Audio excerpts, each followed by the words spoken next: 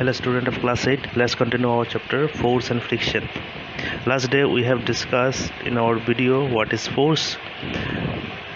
We come to know that force is pushing or pulling of an object, or in other words we can say force is the influence by which an object changes position or location. Today let's discuss what are the different effects of force.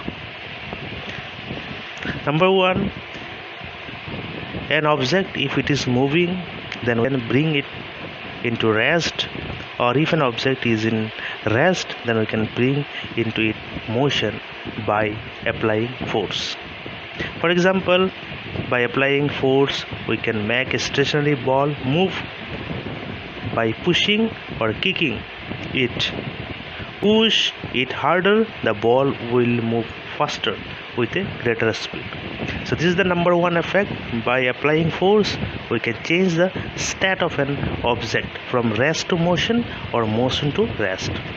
And number two effects, decrease the speed of a moving object or stop a moving object. For example, by applying force in a direction opposite to the direction of motion of the moving ball, we can decrease the speed or completely stop it. So this is the second effect of force.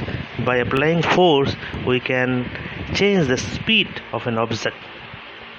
And number three, we can change the direction of an object also by applying force.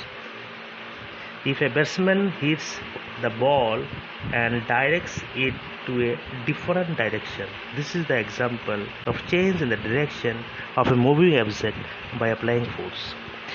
And number four effect, change the shape of an object. For example, by applying force with our hands we can change the shape of the dough while making chapatis. So this is the four effects we have discussed.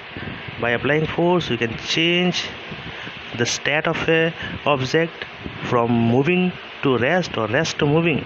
And number two, we can change the speed of an object by applying force. Number three, we can change the direction of an object force. And number four, we can change the shape also.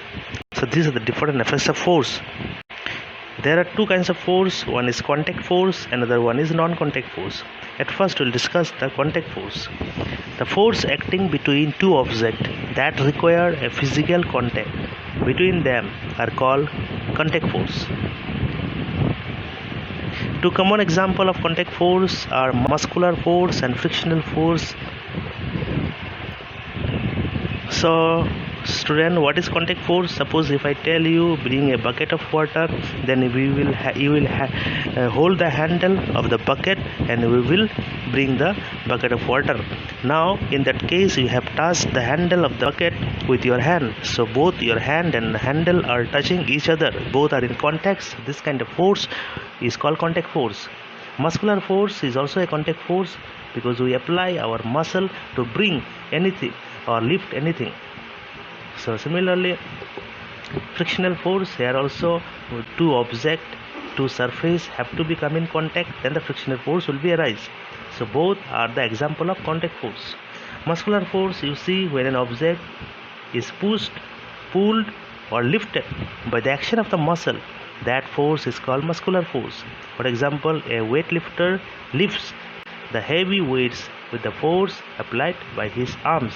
So in this case both are in contact, so this is a contact force.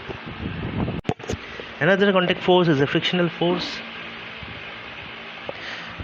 The resistance force applying the motion of an object that acts between two objects in contact with each other is called frictional force.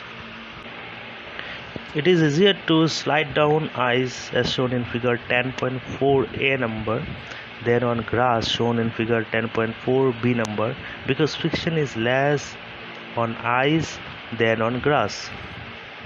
So student, remember what is frictional force. Frictional force is a type of contact force. Frictional force is the force which always oppose the motion. Suppose you are sliding on the grass. In that case, the grass upper surface and your leg or foot lower surface are in contact. When these two surface will be in contact, then another force will be created which always oppose the direction of the motion. That is called the frictional force. So when we write by a chalk on the board, then the lower surface of the chalk and the upper surface of the board both are in contact. As a result, what frictional force create, and that is enable us to write on the board.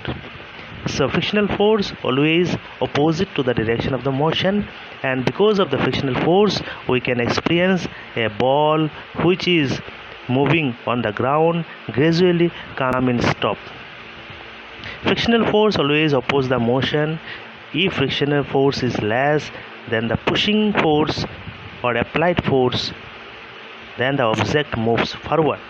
If friction is equal to the pushing force, the object remains at rest.